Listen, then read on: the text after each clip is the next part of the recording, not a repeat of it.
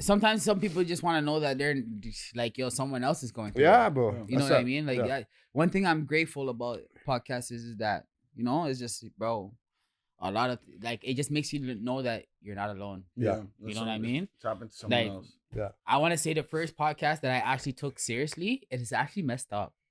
But the first podcast I ever took seriously was Fresh and Fit. Oh, Really? Yeah. Okay. Yeah. So I started watching them, Okay. and they really like got me on it, like, cause you know they obviously they're bashing women, but it's bigger than that. Yeah. You know, like people who don't watch it will just who just watch like the snippets of it will just say, yo, they're dissing shorties all the time and just making fun of girls and females all the time, but that's not the case.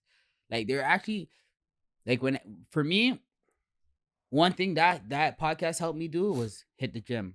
Yeah. Since when I watched that, I started hitting the gym heavy.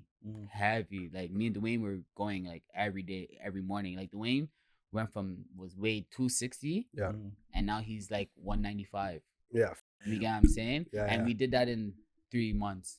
Yeah. You get what I'm saying? Yeah. 3 months, my back posture is straight. Like everything is just feeling a little bit different. You know what I mean? So it's like, with that being said, like that was like that podcast helped change my mindset. Yeah. You get what I'm saying? Like, to a degree. Obviously, I didn't let it change my mindset too much, because obviously, like, they're a podcast trying to get views and stuff like that. So they over exaggerate certain things, right? Like as a podcast, you know, especially the genre that they're in, you need exaggeration. You get what I'm saying? Yeah.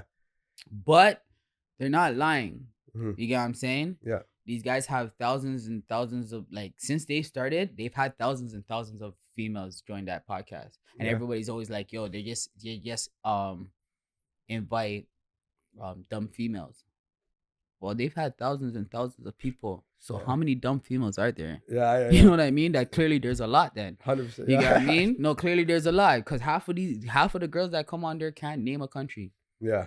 They're naming continents and cities when they're naming countries. No, you know what I mean? Wild, like, and it's crazy. And then, like, not even just that, just their mindset, you know, like the way they're talking on their, bro, they've had people from Toronto go out there. I've seen people that I know from Toronto. Yeah, we've had a girl on the podcast that was on one of their live podcasts. I was about to say, I know a couple of London, well, I don't know them personally, but I know of a couple of London girls that went over there. Yeah. And I won't lie, changed my perspective on them. You know what I mean? So much, because it just showed how they think naturally. You know, some people, you just see them from afar and you don't know the type of person they are until you actually have a conversation or you hear them talking. You know? Yeah. Probably thought Shirley was guaning. Looks good. Till I realized, yo, she has no brain cells. You get what I'm saying? Yeah. No, but it's weird because like you said, like podcasts, like they offer a different perspective. Yeah. Like we're thinking about the same things, but it's until someone says it like clearly, then you're like, okay, like fuck, like this you know what I mean? Click. And like I said, that podcast really made me think like, yo, I'm not the only person who thinks sort of like this way, you know, or I'm not the only person, you know what I mean? Like that podcast is one of the reasons why I started my Sunday dinners, because so when I first started my Sunday dinners, my goal was... Hold up. Before you start, do you want to introduce yourself to everybody and let everyone know who you are? Yo!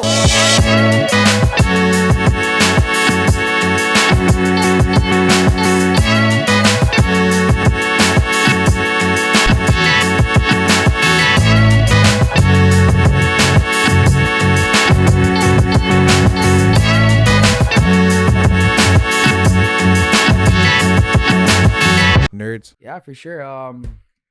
My name is Charles. You know, most people call me Charlie. I'm a father, you know. Yeah. Daughter. I have a daughter. And I do rentals. Yeah. That's pretty much it. Yeah. Nah, but I don't say that's it though. I think like, well, there's more to it. Well, but the reason why I asked you to come on, bro, is because like I feel like you've always kind of been in the growth stage. You know what I mean? Like despite like your whole experience, you've been through a growth stage though, and you've always been like optimistic, bro. And you have like some of the wildest stories. You like to say it up though. You know what I mean? But like this is all about part of life. So like like businessman. One of the funniest guys I know, you know, optimistic to be around with, and yeah, bro, just like overall great person, bro. We know each other forever. That's why it's funny. Yeah, you know, for honestly, forever, like, bro. I don't know. Sometimes like Yeah, I don't know. Like life is about being optimistic. Like, Yeah. you know what I mean? Like I always try to tell people, like, I try to live my life like I'm the boat and the world is the sea, Hmm. Mm. you know? And when you're on a boat in a sea, sometimes it's good to just let the sea take you. Hmm. You know what Mm. I mean? And Yeah. that's how I live my life. I let the sea take me, and where I can control, I try to control. You Mm. know, like I've come to realize in this world, nothing's ever gonna be straight. It's like we live in a roller coaster. There's gonna be up days. There's gonna be down days. Yeah. You know what I mean? And if I can't control it and I let it bother me too much, it's a waste of energy. You know Yeah. what I Yeah. mean? Like you let things that you can't control you.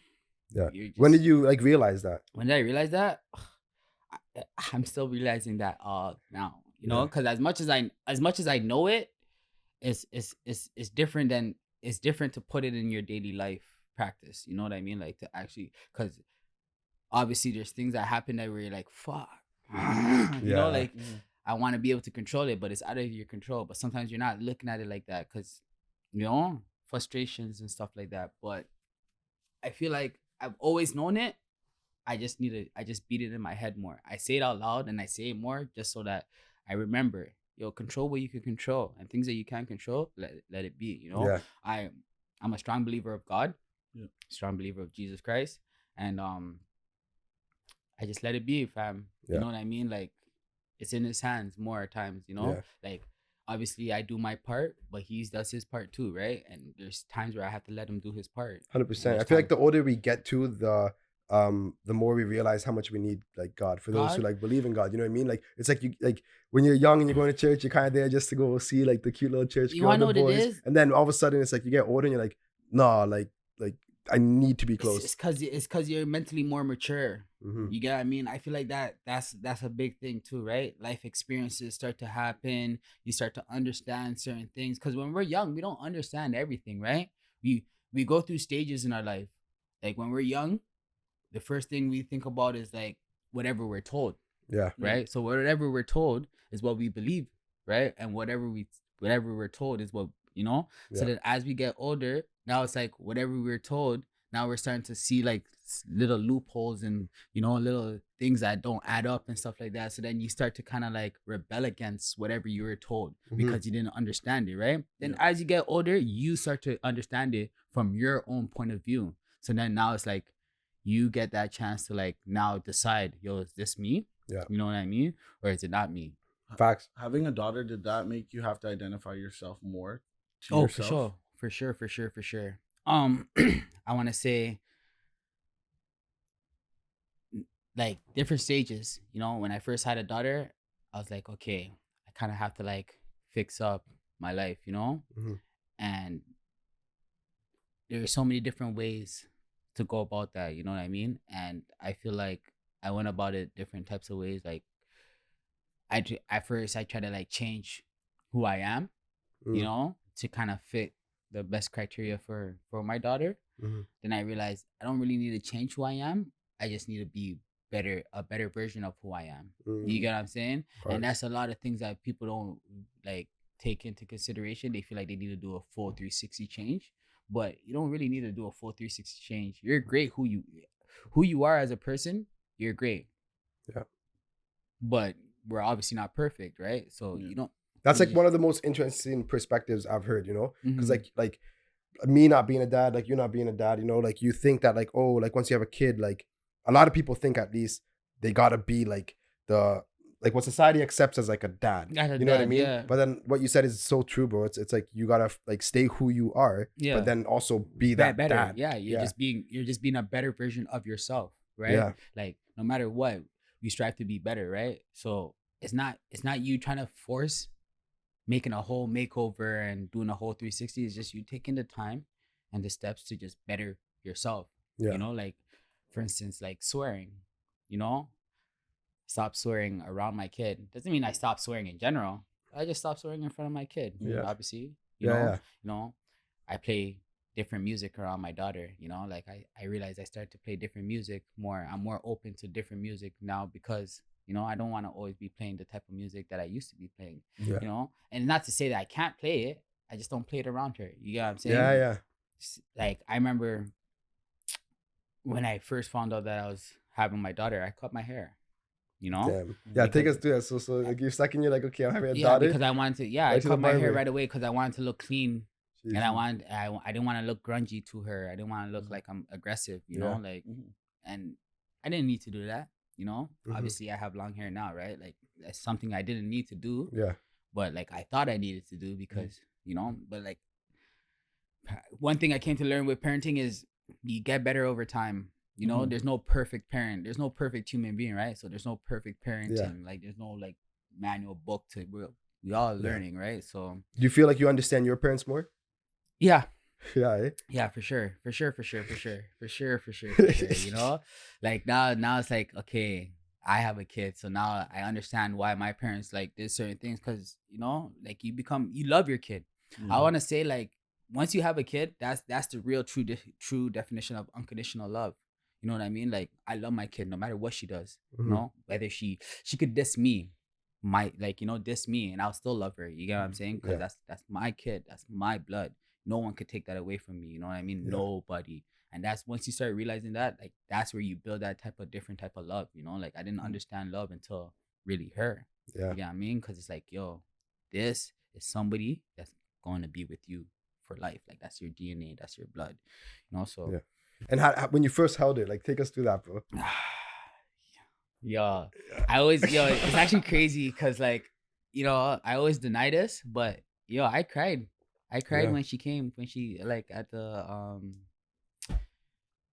when she was giving my girl when you know, the mother of my child. Yeah. You know? Cause I don't, you know, I don't like the word BMs. Yeah. Cause you know, she's bigger than she's more than just the mother of my child. Like, you know, she's more than just a baby mom. You know? Like, no, 100%. Mother of my child. That's respectable. Yeah. Mother of my child. Yeah. Like, and when we were there, I cried when she came out.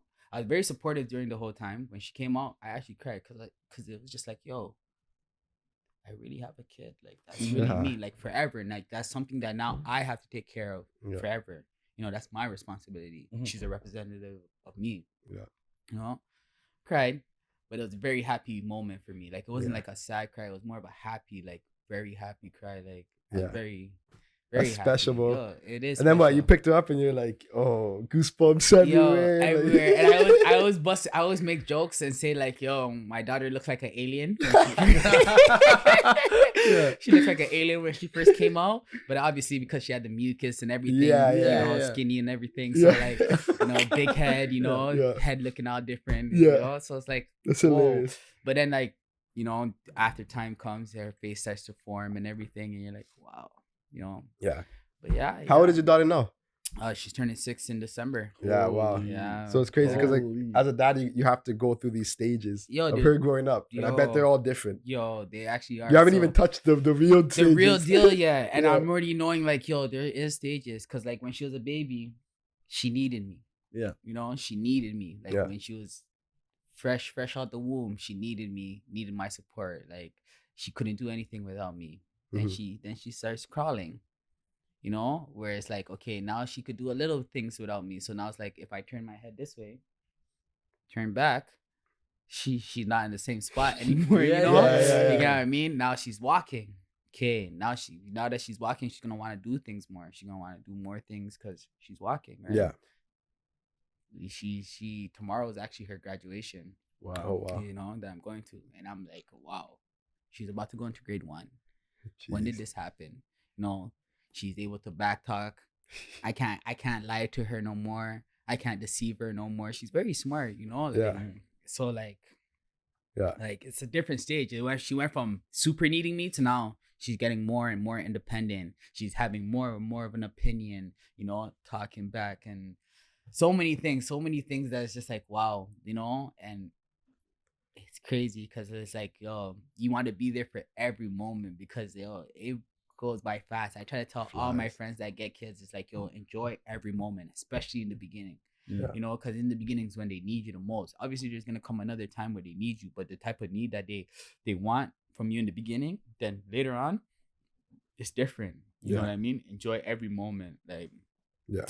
I always missed the like the baby moment when she couldn't really talk, you know, and she had the little cute chubby cheeks and all of that. I love that moment, you know. Not to say that I don't love the moment now, because like now I could express myself to her. Yeah. You know, so she understands stuff. She understands stuff. Conversations. You get what I'm saying? Like, you know, I love that too. But like, yo, just that needy part, you know, like I can't even get her to cuddle with me. It's like, yo, come sit down and watch a movie with me. No. All right. You know, I'll just let her be. You know? But yeah. So like, do you think she was a big reason as to why like your mindset changed in like business and how you're navigating like your career and stuff like that? Or was that like happening prior to it was happening prior to it. I've always had like a business mindset. I've always had like residual income, all that type of stuff. I always had that kind of mindset, but like I always kind of like pushed it off, like, yeah, I'll get to it. And it's like, you know, as time went on and I had my kid, it's more like, yo, to be able to have time with your kid, you want to spend more time with your kid, you know, you want to be there for them and certain stuff like that. You're gonna have to like, the only way to do that is to, you know, we work a 9 to 5. You don't really have time to be doing all of that because you got to wake up early in the morning, come home late at night, you know, late in the evening. So you don't really get time for all that. If I want that, I'm going to have to start finding ways to get the financial freedom, right? Yeah. That's when I started kind of watching YouTube videos, you know, because, you know that A Boogie song where he's like, yo, how to make a million. I used to Google it. Yeah. And I'm like, yo, bro, we're in a day and age where you could actually Google it and actually find something. You know what I mean? So I started Googling it, you know, and people like Josh Mayo. Yeah. Like I was watching like their podcasts on like how to make it. And I'm like, wow, it's doable. But like one thing I realized, like, yo, if you want to do something like that, like you want to make some like side money, like side hustle, and then make it your main thing, you got to be dead focused on it. Like there's no dilly dally, there's no half-assing, you know. And a lot of us half-ass, you know, like even me myself, I could say I half-ass a lot of stuff, you know. I have a lot of business ideas, but you know, I be half-assing it, so it's not, you know. But like, you know, I think we are kind of like that in some way, like, in some way, like, you know what I mean, like not, we haven't fully tied down, like, you know what, like you should be doing, but you're still not like, but it's still not doubling down on like the shit, you know. But I've come to realize, as I got older, I've come to realize that's what separates us, you know. That's really what separates us from the greats and the regulars, the greats and the commons, you know. If you go ask the greats what made you so great, he never gave up focus, you know. You couldn't tell him that he wasn't going to be successful in this, you know what I mean? Like how many people want to be NBA players, you know? Everybody. And there's a lot of players that are great, you know, but what separates you from the rest? Those late nights, those times when everyone's going out, you're staying in, you know, times when people are spending bread, you're not spending bread. Like you're putting in that extra hours for your profession, for what you believe in. When everybody's, you know, having fun and stuff like that, you need to be able to step back and really like focus on your skill and what you're trying to do. And that's really what I think that's the point where I'm at right now, where I'm just more learning to be more selfish and focus on my goals and what I really want to accomplish, you know. And that's the hardest thing for, like, I say, like, us as social people, like all of us here are social. We like to talk to people, like make sure people are having a good time, make sure like being in the cut, you know what I mean? But like there's power in saying no. And the older that we get, like the more I realize that, and it's hard to say no. Like, it's actually hard because you feel like a dick, and you feel like, you know, you're laying the boys down. And they're like, oh, come on. It's not even peer pressure. It's more like those are fun ass times. Yeah, those are fun times. Those are your guys. Those are your people. Those are your friends, your family. You have to. It's the biggest swap between like determination and dedication. Right? Are you dedicated to it, or are you determined to do it? Right? Because you can be determined, but you'll fall off eventually. If you're dedicated, there's only one mission in the end, and once you get there, that's like the real reward of it. Right? Yeah. And on top of that too, I've also come to realize, like, yo, when you achieve that goal, now when you chill with your friends, it's like 10 times better. You know, like depends, because then sometimes it's like once you achieve that goal, it's like you feel like you're in the wrong friend group. Like not necessarily. Well, not always. I'll say this: if you have true friends and good friends around you, it'll never feel like that. 100%. You know what I mean? Like for you guys, instance, I've had times where I've been away from you guys for like years. Yeah. But when I see you guys, it's always the same love. 100%. Same energy. Yeah, Nothing's changed. I have a lot of friends that are like that. I have friends from Toronto. Remember, I was born and raised in Toronto, right? Yeah. There's a lot of mans that I haven't seen in like years, since high school. Yeah. You know what I mean? And I still talk to them on Facebook, still talk to them on Instagram, still contact with them. And when I do get in contact with them, it's all love, you know? Yeah. It's no fakeness, you could just sense the genuine and the love, right? Because again, if they're truly your friend and they truly like want to be your friend, or they truly look at you as a friend, nothing's changed. Yeah. You know what I mean? Like, even you gotta keep a balance though, I feel, because like you need to have like that friend group that has been like forever, you know, like you said, like the genuine ones, like don't matter, like bro, like we see each other once in like 4 or 5 whatever years, and it's like always love, you know. But then you also need to like be surrounded by people who make you uncomfortable too, and like where you kind of feel like a small fish, right? Because like that's important too though, right? Because like if you stay too much just like in like, let's say like we're all chilling every day doing the same shit, then it's like when am I gonna get out of the same shit? And like no disrespect to like the core nobody, friends, but you know what I mean? Like I feel like that's a weird realization. Yeah, like, that's that too. Older, it's the time you invest in the end, right? It's yeah, like you can definitely like invest time into them, but you can't invest the full 24 hours, right? Because then when do you get back to the position you were when you like can do all the stuff with them, right? Well, I remember we used to chill every day after school from this time to this, like, you know, and like that's like that's part of growing up. You couldn't separate us, right? Like, you were all like always trying to chill, find a motive to get us all together. But yes, it's life, you know. We get older, we grow, and then we just, you know, like I said, you know who your real friends are, right? But we all have life situations, right, and life goals that we're trying to sort out, right? So with that being said, me being your true friend, you guys being my true friend, I understand that. So when you don't have time for me, that's okay. You may have time for your work friends. You may have time for the friends that are around you every day, right? Because they're in the same environment that you're like, you know, that you're in, or they're goal focused around the same goal focus that you're in, right? You know what I mean? So with that being said, that's why you're able to see them more.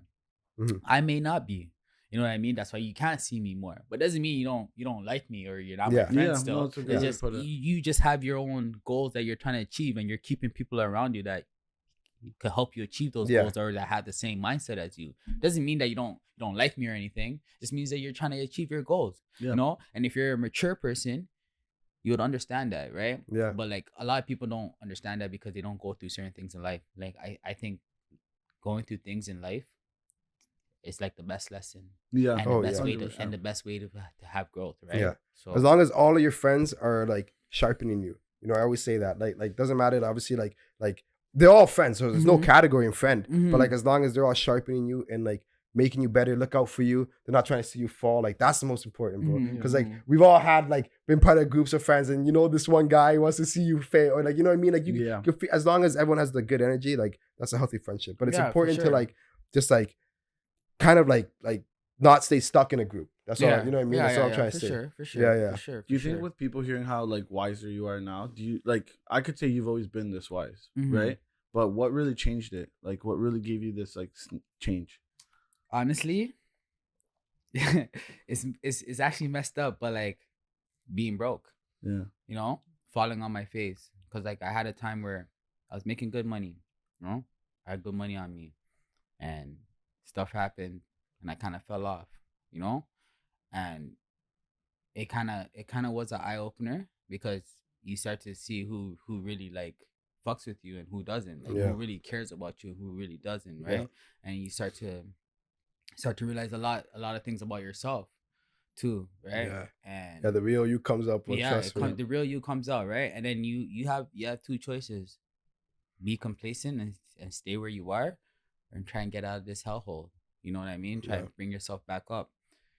And that's kind of like what I went through, you know? Yeah. And it just kind of I had to fix up, right? I had a similar experience like in Ottawa, bro. They would only turn on the hydro for every hour and a half, they would turn on the hydro for 30 minutes, which means lights and heat and everything. Yeah. Then they'll turn it off for an hour and a half. When I was in Ottawa, living out there with Deshaun and Jesse. That's crazy. So those are some very Yo, like you know, moments where you're just sitting there like, yo, like what waiting the for fuck it. is going Just on? want 30 minutes to charge my phone. Yeah, literally, you just want the 30 minutes to charge your phone. I wanna say like I went from like what are we in 2024? I wanna say like since 2019. From 2019, I went from being super like up and like at a super high to like being at my super lowest. Everything just going wrong, nothing working out, to now me just slowly finding my way again, you know? Yeah. And it happens. To be honest, I'm kind of appreciative of it, you know? Like, for as much bad it brought me, and like so many things it brought me, so many negative things it brought me, for as much as it did, it also taught me a big lesson, you know? A big lesson that like not just one, like a few lessons, you know, that throughout life that it taught me, and I'm really thankful for. And it, you know, I just keep it to myself more, and I just keep moving, you know. And it really does, like, those moments really brings me back to my saying where I say, like, I'm the boat, and I just let the sea, like, those are the moments where I have to remember that I just have to let the sea take its course, you know, because those beer times where like I was trying to force certain situations, force a lot of situations, you know, just trying to get back on my feet, because I'm trying to force situations, because I know where I was, I know where I can be, but I'm not there right now, you know, and I'm trying to get back there, and I just, you know, those are the times where I should have just let the sea just do its thing, instead of me trying to steer the, you know, there's a storm going on, there's a wave coming, and I'm over here trying to dictate the wave and fight the wave. Nah, just let the wave do its thing. Let the storm do its thing. Survive through you know, it, kind of I'll thing. survive through it, you know. Like, one thing I've also come to realize, like, God's never failed me, you know, like he's never failed me. Like, yo, day in, day out, I wake up in the morning, you know, no aches, no back pain, no nothing. Like, I'm good, healthy. You know, there's certain things like that. Like, I gotta remember and be appreciative of it, and keep myself moving, because there's a lot of people who don't have the same privilege that I do, right? And like I said, like that's where I really have to realize, like, let go and let God, right? Because He always has a plan, and He's never failed me. Like I said, day in, day out, somehow, some way, I always figure it out. Like, yo, I've had some real messed up shit happen to me, you know, and somehow, some way, it works out, you know. Like, I've had times where I'm like, I don't know how this is gonna work. I don't know how I'm gonna figure this out. You know, maybe I never showed nobody, but to myself, I definitely, like, yo, I don't know how this is gonna work. But somehow, some way, bro. You know? That faith, bro. That exactly. faith will Can't give literally up. take you. Yeah, you know what I mean? So it's just like little things like that. You just, and then how'd you fall into renovations, and how'd that world come above? Okay, so it's crazy. So I used to do painting with Dwayne. We used to paint for his brother and one of his friends named Jesse. You know, we used to paint for him, and when, like, I used to like painting. You know, I was like, yo, this is actually like a job that I could see myself doing. You know, like every day it's something new. Like, I don't feel like I'm just, you know, doing the same thing every day, and like, you know, it doesn't feel like a factory job or you know, just one of those jobs. You're kind of there on your time. You show up on site. You know what I mean? Like the one project we did together. That was fun, bro. It felt like, you know, like chilling, but working. You get what I'm saying? You're working, but you're chilling at the same time. No one's really on you as long as you're working. Like, you know, you're getting your stuff done. Exactly. You're good. So, like, I was like, wow, I could be a painter. You know, so, but as we're working, like, we're fixing like drywall and stuff, like little small repairs, and I'm like, you know, I'm asking him. At the time, we worked for a company called the Bing Group, right? That they basically give contracts for apartment buildings, you know. So yeah, working for them, and like they're giving us little like drywall repairs and stuff like that, and you know, some days we would come to an apartment and be like, we can't work today because the flooring guys are coming in, you know? And I'm like, So in my head, I was like, wow, I could do all of this instead of, you know, having one guy come in for flooring, one guy come in for painting, me do the whole damn shit. You know, like instead of you going to a different, me do the whole thing from start to finish. Cause then at that point I could run it the way I want to, you know, cause sometimes you would be going to an apartment getting ready to paint it, but we're not allowed to come in there because the flooring guys are there, and it's like disorganized and stuff like that, you know, like who's organizing this stuff. And I'm like, if I know how to do everything, I just pick up the contract and say, yo, you're not hiring nobody, because I could do start to finish. You know what I mean? Yeah. So boom. That's a with that happening, Dwayne actually brought up North American school trades to me. So I end up like looking into it, trying to figure out what I wanted to do. Home renovations. They had the course called home renovations, and I'm like, all right, let me look into it. Let me see if I could get into it, because this looks like something that could be valuable to me. Because I was even looking at it like, okay, even if I don't work in the field, let's say if I don't even get to work in the field, if I learn it, if I buy a house, I could buy a house with an unfinished basement, and I could finish the basement myself. Save yourself so much and then money. Save myself a lot of money. Like people don't understand how much money you save when you know how to do this stuff by yourself, right? So went into the school. I went for like, I want to say it's a year course. I went for 6 months because I went during COVID. Yeah. So they started implementing the shots. So you had to take the vaccine shots. You know. So I was going before that. We were doing it online and everything, and you know, only going to school for the practicals, like stuff like that. And I was loving it. You know, we had to get the vaccines and stuff and all that, smoke, and I started slacking because of COVID and stuff like that. And I was just like, yo, like, I kind of didn't finish. Yeah. But I already got like majority of the stuff I needed. Yeah, like you learned the skill. At that point, I already learned the skill. And I already learned the field that I wanted to learn. I'm like, everything else could come. I learned the field that I wanted to learn. I don't care. Got into the work field, and let them know that like, yo, I went to the school, but I didn't finish, but I know what I'm doing. You know, like I did a little 1-2. Because I took videos of everything I did in that school. Anytime we did any practicals, drywalling, anything, I took videos. I just show people like, yo, I know how to do it. You know, obviously I wasn't the greatest at it, but during time, with time, I got better. Finally got a job into it, started learning more. You know, and that's how I got into it. And now that's something that I do as my 9 to 5 and as my side job, you know. That's like, good. So you'll catch me doing that on a Saturday, Sunday, doing somebody's houses, but then on a Monday, Friday, you'll catch me at an apartment building, renovating the whole thing, you know, from start to finish. Like, what's your favorite thing to do in the trades, and then what's your like least favorite? Because bro, the drywalling for me, I was like, yo, how's Charlie? Like, he's fucking go at it, bro. Yo, guys, a lot of people, it's actually crazy because a lot of people don't like drywall. Yo, I don't know why, but I love it. Yeah. That's actually like that, and framing. I love it. It's not the easiest, but I love it. Like, that's like, I get there and I just love it. Like I love having the paint.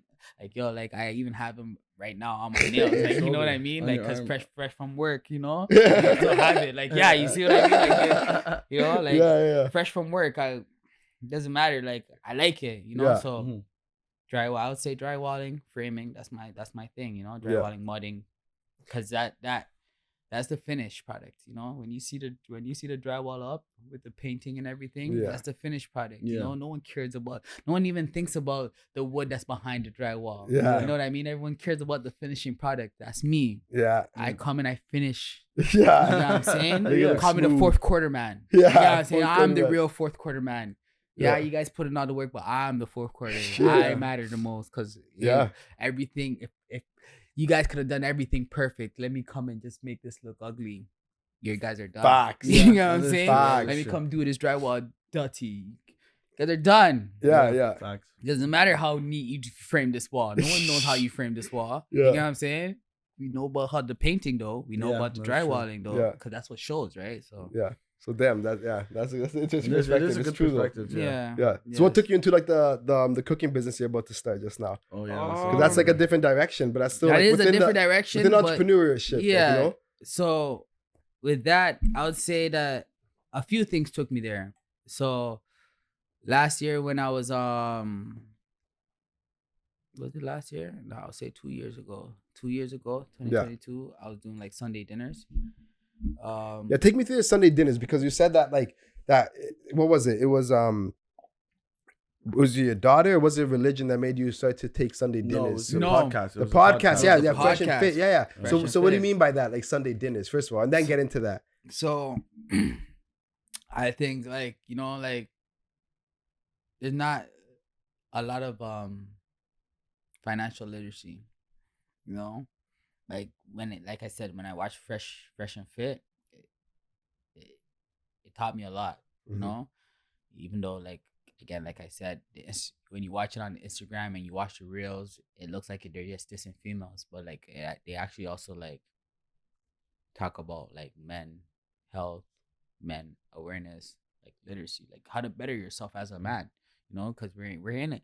Like a lot of people will not voice it and really, or like will ignore it, but we're in a day and age where like no one really cares about the mandem. No one, for real.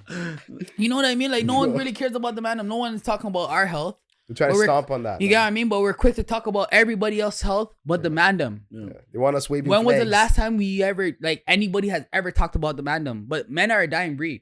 Yeah. You ever take that in? No one's ever taken that in. Men are a dying breed. We've always been a dying breed. You know what I mean? There's so many things that like men go through, and because we're men, no one, like everyone just brushes it off. You know what I mean? Yeah. So like when I was watching the Fresh and Fit podcast, they were teaching like, just like, financial literacy. Like as a man, you need to be able to like better yourself. Go to the gym. Helps your mental. You know what I mean? Like whatever you're doing for a job, like go hard at it. Like take it seriously. Try and become the master of your craft. Like become the boss of your craft. Like stuff like that. Like, they started talking about that stuff. And I'm like, yeah.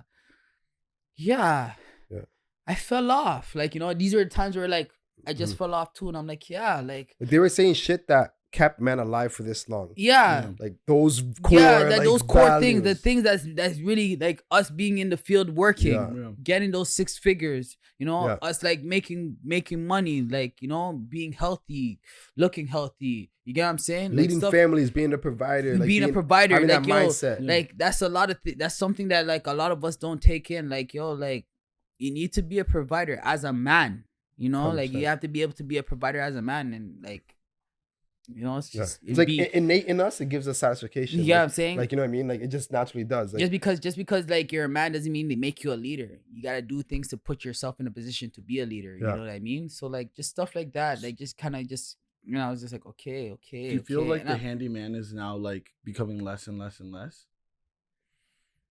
Half and half, to be honest. I feel like some people are starting to recognize that like their trades is where to go, because they're making just as much money as doctors, with less school, so less schooling for sure. You know what I mean? Like, if you get into trades, within a year you can start your own business. Bro, straight out of high school, I would have been a fucking fanshaw, learning how to fucking blueprints, develop, fucking like everything, bro. I always say that I once I got into North American school trade, when I was there, there was a guy who was 19 years old that was in this class, and I'm looking at him, I'm like, wow, you don't even know what you just did for yourself. Right? No, like I'm like, yo, you don't even know. Like I was lost when I was your age. Mm-hmm. I was contemplating on going to school for kinesiology or going to school for culinary arts. I wanted to be a chef, or I wanted to do something with sports, because obviously I love basketball. Yeah. I was stuck between the two. I didn't even know. Yeah. Look at me now. I'm doing trade work, construction work. You know what I mean? It's like, I wish, even if I was doing construction work them times, while trying to figure out what I wanted to do in life, I would have loved it. Yep. You get what I mean? Because it would have, like right now, I would have been a guy. I probably would have had my own business, my own truck, couple of workers. Everybody already knows my name. You know what I mean? For sure. Like, people would have known my name, all that. But like, everything happens for a reason. Of course, yeah. Like, and I can go through the same like visions where I'm like, yo, if I only I knew what I know now before, like, and that's why it's important for us to teach the younger generation. That's why we have the podcast too. Like, I'm always telling Christian and Mark, like, yo, do this, don't do this, do this, because like based off experience, right? Yeah, for like, sure. You have to, and that's okay. So that's where my Sunday dinners come in. Yeah. Because you see how you're saying you got to show Christian Mark, right? Because the best thing you could do is show the next person. Facts. Right? Especially like us being who we are. It's like, okay, I got some knowledge. I got ways for people to better themselves. I'm not going to just keep it to myself.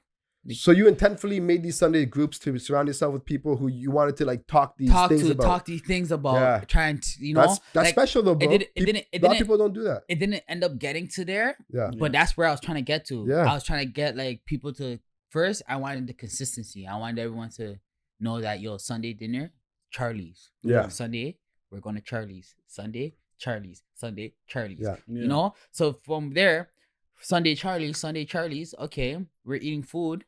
Now, boom, I could have a speech where everyone's gonna stop and listen to me. I could have a speech where, you guys, these are the times where I was really looking into it, and I was like, I could talk to these guys and be like,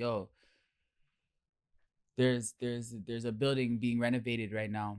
You get what I'm saying? There's a building that's in phase 1, right? And the thing about when a building's in phase 1 is like, well, from my knowledge so far, is that the person who's the developer goes around, tries to, get people to invest into that development that they're trying to develop, right? Obviously, I can't come up with 10 bands by myself. Mm-hmm. But if I have 5 people, we could all come up with 2 bands that will equal to the 10 bands. And the return on it will help us, for all of us to now afford that 10 bands. Yeah. But you got to start somewhere. Mm-hmm. Sunday dinners.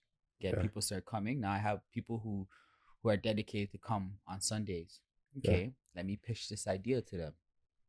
You get what I'm saying? That's smart. Almost like a networking, but like with your, you did it with like your very tight group. With my tight group, like, cause like I said, I found some knowledge that I feel like is valuable. I want to teach it to everybody. Yeah. But obviously, not everybody thinks the same way you do. So you gotta slowly bring it into people. You can't always tell everybody, this is the way to make bread. Because like you gotta break that mindset of like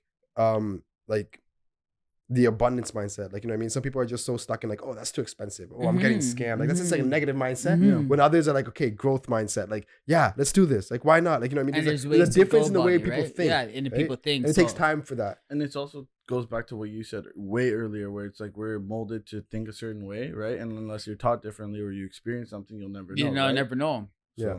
For real. Like, I always say, like, if I stayed in Toronto, my mindset would have been very different compared to what it is now. Only because like I lived in the hood out there, where there's a bunch of Black people. You being in Toronto in certain places, you could be oblivious to what's out there in the world, right? Because you could be in a hood and now have to leave that hood because everything is in that hood. Mm-hmm. You know what I mean? And then there's just a bunch of immigrants in that hood. And those immigrants that live there, they're immigrants. Yeah. So this is not their country. So they don't know it to the top of their head. So whatever they're like, immigrants are like, they always think everybody's out to get them. Yeah. You know what I mean? Like, no diss, but like they always feel like, the system's always out to get them. So they don't really learn the system. They just try to drift away from the system or say F the system. Mm-hmm. But you need to learn the system to be able to beat the system. If you don't know the system, how can you beat the system? Yeah. Right? I left Toronto, went to Africa, saw how they live in Africa, saw how they think in Africa. Different than the way they think in Canada. Realized that life is bigger than me. The world is bigger than myself. The world is bigger than Toronto that I lived in. The world is bigger than the little small Western Road hood that I lived in. Yeah. You get what I'm saying? It's bigger than that. Yeah. And for the only way for me to be a part of it is for me to learn the system and beat the system and be better than the system. A lot of us are not open-minded. You know what I mean? Where a lot of us are closed-minded. And closed-minded will not get you nowhere in this world. Because like I said, different countries, different people, different mindset, bro. Yeah. London and Toronto are different. They're only 2 hours away. Yeah. But their mindsets different, speed different.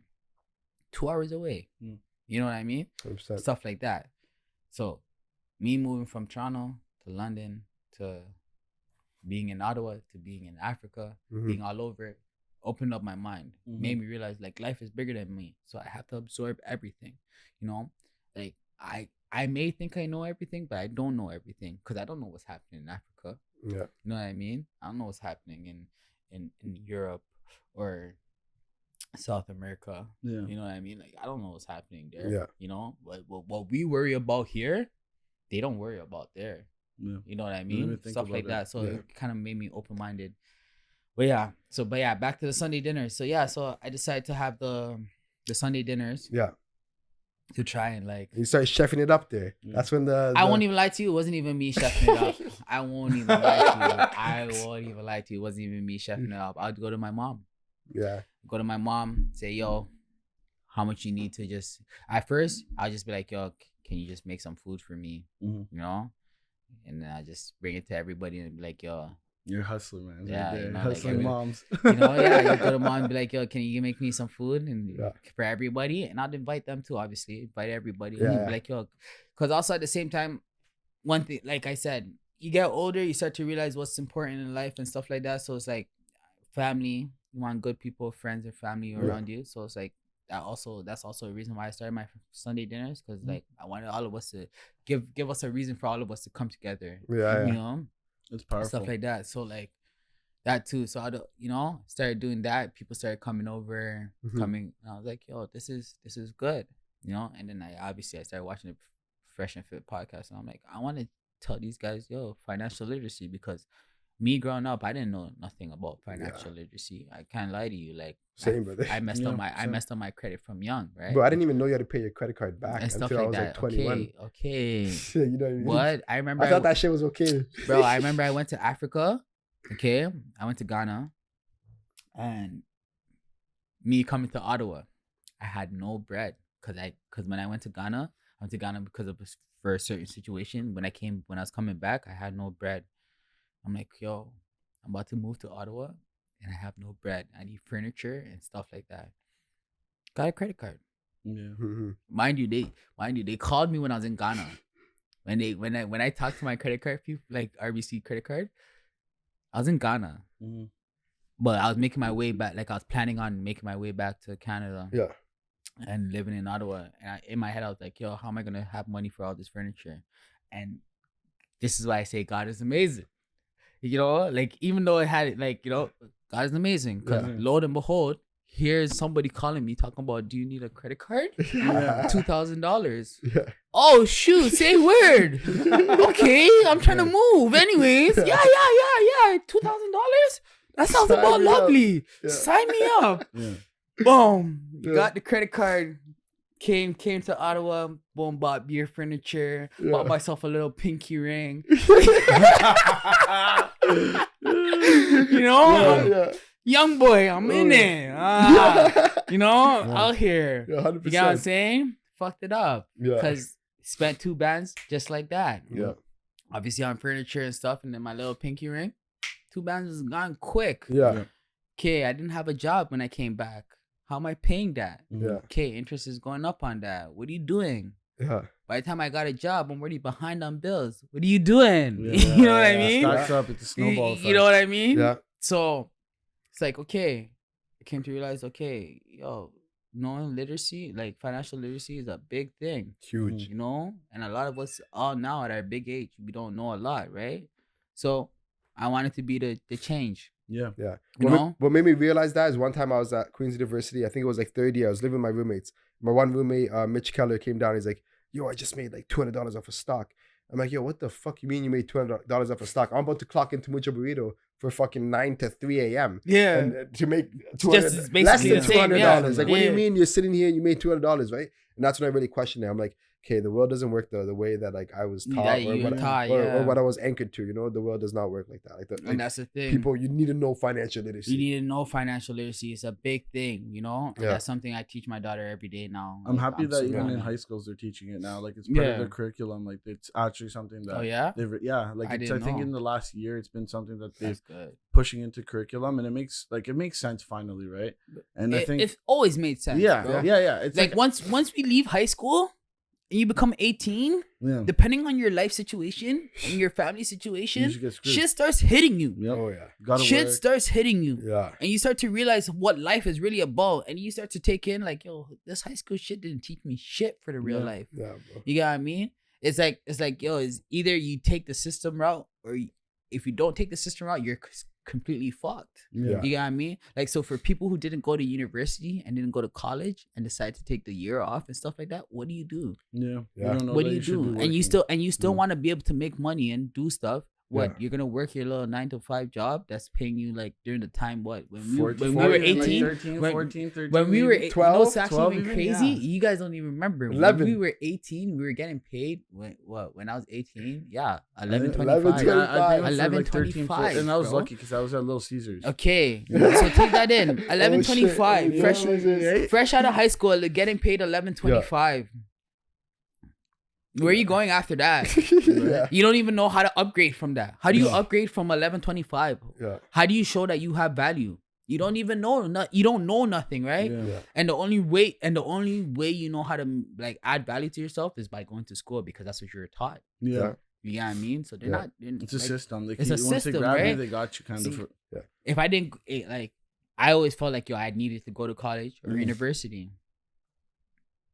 I never knew about trade school. You know, I never knew about so many other things, right? Because like I was just so into it. Like, it kind of falls to like that immigrant mindset too. Like the only reason why I did university is because like I remember my dad being like, the only way you could be successful is if you go to university. So like I never really wanted to, but like I wanted to be like, okay, like this is like, you know, what's going on. And like, of course, like my dad meant good intention, of course. You know what I mean? For like, sure. He just wanted the best from you. He just wants the best from me. And you know what? And like me going probably was the best thing for me, because like my brother Victor told me, he's like, yo, when you left university, you were one person. When you came back, you were a different person. Like the same person in regards to morals, values, or whatever. But like I could just tell by the way you think. So maybe it was a good thing. It was. But like I'm not doing nothing with my university degree, and that shit cost me an arm and a leg and a kidney. But yo, honestly, I won't even lie to you though. It kind of gave you guidance. Yeah. You know what I mean? Like, for as much as we don't like the system, and as much as the system is fucked up, it also teaches you a lot of things. Right? Yeah. It teaches you how to be dedicated. Yeah. You know what I mean? You Because had you had to finish your undergrad, right? You won't get your undergrad unless you finish. So it teaches you how to stay committed to something until it's finished. You know what I mean? Like, you gotta take in the little small things it teaches you, right? And I found my wife there, so I'm you know what I mean? Like, look at you right now. You're married. Yeah, exactly. You know what I mean? Yeah, like. It taught you commitment right there. You know, literally. I'm here. You know what I'm saying? You know, so it's like, yo, stuff like that. Like you know, like where me, I've been jumping around until I found what really suits me. I was jumping around, you know, trying to figure it out. But you probably, by the time you were done university, even if that's not what you wanted to do, you kind of already had a sense. You knew that you weren't gonna do it. You got me. You knew what you weren't going to do. You knew kind of had a sense and a thing of where you wanted to go, where you're heading. You know what I mean? So, not to say that the system is completely wrong. It just depends on your mindset and who you are, right? Like some people just get into the school system and don't know how to do anything better. It depends on what your goals are too, right? Like, you know, I came to realize, like, I won't lie. Like, when I got into Ottawa, when I went to Ottawa, and like, you know, Deshaun and them were going to Carleton, and I was pretending like I was at Carleton so much you would have thought I was, you know. They're the ones, like, me being around that school is what taught me that, yo, I don't want to work for anybody. I want to be my own boss. You know, and the only way to be my own boss is finding a profession that I like, you know, and that I'm passionate about, and mastering it and becoming the man of it. To the point where, you know, I'm the boss of it now, because I'm so good at it that, you know, I'm teaching other people. I could do my own thing. Like, you know, that I was through university. Don't get me, like even though I wasn't attending it, it was through me. You were in the culture, like I was in the culture, yo, bro. Like it was a student that taught me that. He's like, yo, because I remember during the time, those are the times where I wanted to be a chef. I wanted to own my own restaurant, and he's like, why just own your own restaurant? You could own a hotel that has a restaurant. Like, yeah, and I'm like, wow, mindset yo, fam, I was like, wow, you're speaking facts. Why just own a restaurant? I could own a hotel that owns a restaurant. Now I own a hotel and a restaurant. Yeah. Wow. Abundance. Yeah. Okay, maybe I don't want to just own a restaurant. Maybe I just want to be an owner of something. Yeah. And then that's what it took me. It's like, okay, what do I want to be an owner of? What do I want to find what's that profession that I want to be an owner of that I could like go in and take over? Yeah. And I just, lucky for me, I stumbled into the drywalling and the rentals and stuff like that. If it wasn't for that, like honestly, like I was just like, yo, I know in my life I want to be a boss. I don't want to be I don't want to be working on someone's time. I want to be working on my own time because I know how I am. Yeah, 100%. So like when I found the trade work, it was like boom, boom, boom. Okay, I knew I wanted to be a businessman. Okay, but what do I want to be a business of? I knew I didn't want to cook no more. I didn't want to cook for people. I didn't want to be a chef no more. So like, what am I gonna do? Yeah. And I found that. Loved so yo, before we run out of time though, like I do want to touch on the cooking business. I want to make sure you explain like what that's gonna be like if it's launching in a week or two. You know what I mean? Like what's going on there? Okay, so I'm trying to sell the goods. I'm trying to sell goods. Like I'm trying to turn Sunday dinner into a profit thing. Like I'm selling the food that my mom makes for profit. Let's go. I'm trying to start it sometime next week. You know what I mean? Like and like make it like a thing where certain days we sell different culture food, like certain things like jollof. But I also want to be able to like on Wednesday be able to like sell wings, like but at a discounted price. Like I want to be able to like not have a couple of few regular items that are like main dishes that are always gonna be there, and then like have featured items too. Like, 100% for like certain days. So like on a Monday you could get jollof, but we're still selling wings. But only on a Monday you could get jollof. Let's go, bro. I'm excited for this, bro. And stuff like that. I'll tell you now, like, the second you open that, I'm gonna buy the jollof and the whole everything, bro. We'll crush it together. We'll do a taste review, bro. Say less. That's it, bro. Because that's I love it, cause like I wanna be able to, like I said, the first week, I want to be able to make it as cheap as possible to just get it out there, get people tasting the food, because, talking about it, all that, and then after that, whatever makes sense after that, right? Yeah. So that's dope, bro. That's actually sick. I can't wait for that. I might call it the Itis effect, So if you see anything that says the Itis effect, it might be me. You. Yeah. Or Charlie Cooks, because I like that one. Yeah, that was sick, bro. That was Charlie sick, Cooks bro. is actually big. It's like it's personable, right? Yeah, it's like, but it's not me cooking. But who cares? Yeah, who cares, bro? You're the brand. Isn't that a joke to it though? Like that's the kind of irony. It's like Charlie Cooks. Yeah, but you ain't cooking. That's the funny part. Honestly, that's why I liked it even more. So The one thing I wanted to ask you though about the NBA, bro, is that's what I want to. What did you think about Tatum and the way he was like reenacting all these special moments? Bro, that guy, he just trying to stay relevant. I don't like Tatum, if I'm being honest with you. If I'm being so honest with you, I've always liked Jaylen Brown more than Tatum. Yeah. You know what I mean? And I remember the first time I ever told any man that Jaylen Brown is better than Tatum. And everybody was there like, no, he isn't. Nah. Yeah. And the thing for me is, I love basketball. I watch basketball. You know what I mean? And like common sense too. Like, you know what I mean? I feel like a lot of us lack common sense. Like, common sense is not common no more. Yeah. Bro, you watch Jaylen Brown play and you watch Tatum play. Tatum doesn't look like he could add more to his game. The only thing that's left for his game is for him to be more efficient. You watch Jaylen Brown, he's still a raw man. Like, he looks like he's raw talent. Yeah. Like, he just needs to there's still more he could add to his bag. Yeah. You know what I mean? And if you watch playoffs from way back when, bro, Jaylen Brown has always outperformed Tatum. Yeah. Always outperformed Tatum. Always. You get what I mean? In my opinion, he's always. When every time we were looking for Tatum to do something, it was Jaylen Brown. Yeah, you know what I'm saying? Always. But Jaylen Brown, yeah, you're right. It was always looked at as like the as the underdog. Who got MVP? And that's why I was so happy, because he just slapped it in everyone's face. Don't get me wrong, Tatum still performed great. Yeah. But like, if you watch the games, that's how you could tell who's actually watching the games and who's not. If you watch the games, Tatum is shooting horribly. His field goal percentage is horrible. Yeah, he's getting his points in, but that's like after he missed like six crucial shots for us. Yeah. We're down 10. Those 6 crucial shots, that's 12 points at a minimum. Mm-hmm. That's it being all 2 points, eh? That's all. That's no threes, just 2 points. You missed 6 shots, that's 12 points. Yeah. We're down 10. I do want to say, you said us. Are you a Boston fan? Or? I'm not a Boston fan. Okay, just double checking, bro. No, I gotta make sure. I gotta double check on that. I'm not a Boston fan. Because you said us. I'm sorry. You sorry. know? I'll say this. I was a Lakers fan, but I don't really like LeBron.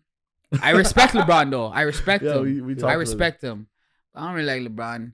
I don't like how he went to my Kobe. That's your number one, eh? Yeah, that's my number one. I love Kobe. And I don't like that he went there. Yeah. Because that's Kobe's team. You see how Jordan has his own team? Yeah. Kobe has his own team. LeBron should have stayed in Cleveland. Have your own team. Build your legacy over there. Come to the Lakers, trying to change your jersey number twice on one team. Why are you doing all that? Yeah. Why are you doing that? Trying to get both your jerseys retired. Why are you doing that at Lakers? Kobe already did that, bro. Facts. Like, beat it. Facts. You know what I mean? Yeah. Beat it. I love it. Don't get me wrong. I love it just because that's a true fan. That's somebody who, like as you said, someone who watches basketball. Watch it. You get what I mean? Watch it. Don't get me wrong. I love LeBron. You know, I love LeBron as a player, but I feel like I never got like what he could have really like given to basketball. Yeah. You get what I mean? Like if LeBron wanted, he could have really showed that he's the GOAT. There's no reason why LeBron shouldn't have 8 rings. Yeah. 100%. For as much as he goes to the finals, 100%. There shouldn't be no reason why LeBron doesn't have 8 rings. Yeah. Him losing to Dallas? But I think that's when I really said I don't like LeBron when he lost to Dallas. Because he was so cocky about winning that he lost. Yeah. That's wild. That's not what basketball is about. You know, me being a basketball player, that's not what it's about. Yeah. It's about just being a dog. Who's your top 3? Right now or of all time? Of all time? Yeah, I'll say Kobe, Jordan, Kyrie. Yeah. Everyone sleeps on Kyrie. But yo, a lot of people sleep you were on the Kyrie. first guy to ever fucking say I appreciate you. Kyrie is a serious guy. It's someone to take serious. Bro, I remember back in the day, Charlie was the only one talking about Kyrie. The only one talking about Kyrie, bro. But yo, I appreciate you because a lot of people try to make it seem like I was a bandwagon that I didn't like Kyrie until LeBron went there. But I loved Kyrie before that.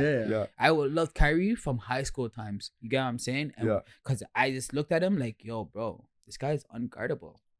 Like the way I used to watch this guy, I'm like, yo, this guy is unguardable. And then after he took Kobe as a mentor, I'm like, yo, this is perfect. I already liked you. That already goes to show that this is why I liked you. Yeah. Because you went for Kobe right after. Yeah. You get what I'm saying? That's why, honestly. But no diss to LeBron because LeBron obviously he just said asked me who's my favorite. Those are my favorite. Yeah. You get what I'm saying? But if he's asking me who's the best, that's a whole different discussion, right? Yeah. But the craziest part is a lot of people probably won't agree with me with this, but I'll throw Curry in there for one of the GOAT talks.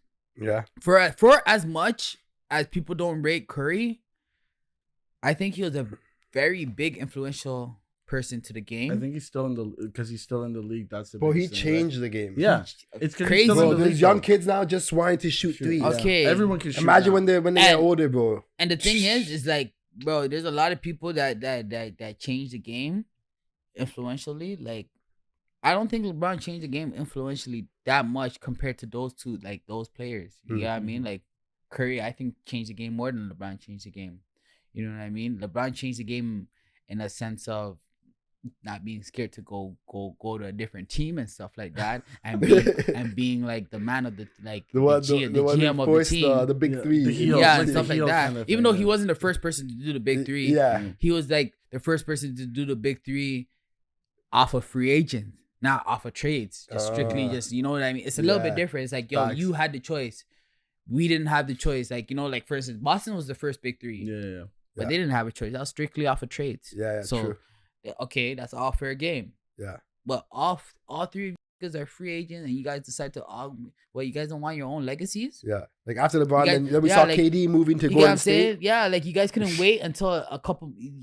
Dwayne Wade was the second best shooting guard in the NBA at the time. Yeah. LeBron, number one small forward, probably one of the best players in the NBA. Yeah. Chris Bosh, top 3 power forwards in the NBA during the time. You have top players of the leagues all on one team. These are the times where man are saying, yo, go create your own fucking team. Yeah. Go make a name for yourself first. You know what I mean? Yeah. Dwayne Wade's name probably would have been a little bit different if he made a name for himself before that. Like if he won a couple more rings before, you know? Like Dwayne Wade got lucky because he won a ring before LeBron, so it's like, okay, we'll allow you. Yeah. But you, Chris Bosh, when was the last time anybody talked about Chris Bosh? He just rode the wave, bro. He just rode the wave, and then now he's done. Yeah. We talk about DeMar DeRozan more than we talk about Chris Bosh. Yeah. But Chris Bosh did, to me personally, Chris Bosh did better for us than DeMar DeRozan did. Yeah. You get what I mean? He created the culture for DeMar DeRozan and them for them to be able to, you know, come and, you know what 100%. I mean? So, yeah. We'll leave it at that. Yeah. We do have a question we always do ask. Yeah. So the question is would the child, would you as a child, would you be proud of the man you are today?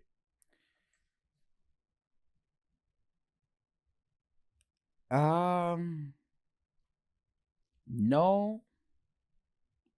But I don't understand. No, but I don't understand. Yeah. I don't understand. Knowing me and how I am, I don't understand how and where everything went the way it is. But definitely not. I wouldn't be proud because I had bigger things planned for myself. Mm-hmm. But also I was oblivious to a lot of things, you know? Yeah. I was oblivious to a lot of things, you know what I mean? And in denial and all these other things from when I was young, right? Like, because obviously I didn't know much. But, you know, growing up and realizing certain things, like, I was like, okay. So, no, but like I said, I don't understand. Yeah, the younger me would understand. That's insightful. That's the first time we've heard that answer actually. Well, like just like pure honesty, right? Yeah. And like the thing is like we can ask you the same question in a year or two from now. That could change. It could a lot. You know what I mean? It could, and that's the thing. That's why I've asked myself that question. Yeah. You know, I've actually asked myself that question. And I'm like, no. But if I become a millionaire in 2 years, is it still a no? Exactly. You know what I mean? Exactly. So then outside the same time, then is the younger me looking at me right now that's disappointed? Would he be disappointed if he saw me 2 years after this as a millionaire? No, he wouldn't. So then what if I needed to be this person to be able to become that millionaire? 100%. You know what I mean? Because a lot of things, one thing I also realized too, or whatever I wanted to achieve at the time when I was young, like NBA player, whatever. Like, if I'm being real, I didn't even really care about money when I was younger. Yeah, I just wanted to be a basketball player, NBA player, you know? Yeah. But, yeah, like, oh shoot, I kind of forgot where I was going with that. Yeah, but no, it's an insightful question, and I always ask it because it's like, I don't know, I feel like the childhood version of everyone is kind of like not who they're supposed to be, but like that optimistic kind of like self is like it's something special. Like when you get older, you lose that like that genuine child version of yourself that dreams and not scared to dream, right? So it's always an interesting question and I love it because everyone goes they go and they think about it, you know what I mean? The thing is, both of you guys I come to realize this. Okay, this is one thing I came to realize also as I got older. If I accomplished everything that I wanted to accomplish during the time, like let's say like if because I do still believe that I will become a millionaire. Yeah. You know, you can't tell me that I won't, you know, but hey, whatever. I don't even really care if anybody believes me or not. It's for me. But let's say if I became a millionaire around the times where I wanted to be, like 24 or even 21, like if I was a millionaire around those times, would I be the same person that I am today? Would it be too early? You know what I mean? Yeah. I would have got lost in the sauce. Okay, and that's more what I'm trying to say. Like it's like, bro, the first time I made like big cash, big cash. Like I mean, like a lot of money. I bought an Audi. Ask me where that Audi is now. Yeah. You know what I mean? Yeah. So now imagine if I made $1 million. Yeah. What would I have done? Yeah. You know what I mean? Instead of me trying to invest it into something to make me more millions, I probably would have just spent it all. Yeah. You know what I mean? And fucked myself over. Yeah. And now, like, you know, let's say if I made it to the NBA, you know what I mean? Would I have been mature enough to be in the NBA? Or would I have been so happy that I made it to the NBA and I'm making so much money that now I'm partying? Yeah. You know, instead of me focusing on my craft and becoming a better player, I'm over here partying, turning up with the girls. Yeah. You know what I mean? Like, you know what I mean? Like, 100% though. You know, I'll be, boom, by the time you realize that I'm bankrupt, boom, kicked out of the NBA, boom. Yeah. Everything that I wanted down. Everything gone. Gone. Yeah. Facts. Would the younger me be proud of that? Hell no. He probably would have been more pissed at the fact that happened than where I am right now. You know what I mean? That's why I say no, but I would understand. Yeah. You get what I mean? That's a big because even when I was younger, I wasn't oblivious to like understanding certain things. You know what I mean? Yeah. So it's like the knowledge. You get what I'm saying? So it's like I always say like, yo, I'm not rich right now for a reason, because there's things that I see myself do with money that I'm like, whoa, if I had $1 million, this is crazy. Yeah. Would I have a daughter right now if I had $1 million? Probably not. You know what I mean? Yeah. Would I be the same person? Would I be as mature as I am? Would I be as responsible as I am? Would I be like, you know, as close to like God? Like, you know would I be as close? That's the most important. Yo, that is a big thing. Would I rate God the way I obviously we all like to say, yo, or would I just be saying it just to say it because like I'm already rich and I'm just saying, yo, respect to God, or would I actually mean it? You know what I'm saying? Like just little things like that, right? Like that's why I say, yo, everything is planned and destined for a certain reason, because like, you know, like 100%. If I had that money back then, would I be the same person now? Yeah. You know what I mean? Would I be as humble? Would I, like, you know what I mean? Like, who knows? Yeah. I probably wouldn't be who I am right now. Probably I could have caught a disease. I could have had like 5 baby mamas right now. Like, you know, like there's so many things I could have went back. Put them all in a group chat and be like, yo, happy Mother's Day. Happy Mother's Day. You know what I mean? Like just certain dumb stuff like that. Like just even like when I think about myself when I was younger and now it's like, bro, my mindset was so different. Like, you know what I mean? Like my mindset was so different. Like, I was more of, I wasn't even you couldn't even call me a leader then times. Yeah. You know, like I wasn't a leader. I didn't know how to lead. You know what I mean? But obviously, as you make money, and if I become the breadwinner of my household, I now become the leader. Would I know how to lead? Yeah. You know what I mean? Would I be able to be the leader of my household? Yeah. Because I'm the breadwinner? No, not really. If I was them young, probably would have been bossing people around. Probably would have been rude to my mom. Yo, you do this, you do that. Yeah. You know, I'm not having the money. You know what I mean? Like, I put you in this house. What are you talking about? Yeah. You know what I mean? Yeah. Stuff Everything like happens for a reason, and it's all in God's plan, right? For sure. But yo, like, damn, like, we were going a long time here, bro. Yeah, which I love it though. You know what I mean? I knew it was gonna be one of these, yo. But is there anything else you want to get off your chest or let the audience know? Shoot. I know we're gonna plug in the cooking too. Yeah. By the time it should be running. I don't know, like, yo, just, you know, if you need anything done at your house, any renovations or anything, just holler at me. You know, if you know me personally, like I could give you a discount for sure. Like, you know what I mean? Like, I'm trying to get the experience and pictures up. So definitely holler at me. Yo, life is good. Don't stress it, man. Like, you know, we only have one life to live. Don't stress it, bro. Just keep pushing, you know, and don't let anybody tell you you can't. There's no such thing as you can't, bro. Yeah. You know what I mean? There's people who are 60 just getting their high school degree. There's people who are 60 getting their undergrad, getting their masters. You know what I mean? Like, there's no. It's all about you. It's all about you and what your goal and your determination is. And Bro, I think that's perfect way to end it off. Like, yeah. All we gotta say, bro, is like thank you for coming, bro. Like, thank you for having me, bro. We're looking forward to this for sure. We'll have you back. We will definitely have you back for sure, bro. Yo, for sure. You know what I mean? We'll get that recap. We'll see what you're up to. Yeah, what I'm up to now. Yeah, see what's different. But no, much love to you, Charles, bro. You know what it is between us. We've known each other forever, bro. And bro, like thank you. And for those who watched thus far, those who were spoiled with this exciting episode, yo, special guys. Make sure you like, comment, and subscribe. And for sure. See us next week. Yo, let me see those likes go up. Let's go. For sure. Peace.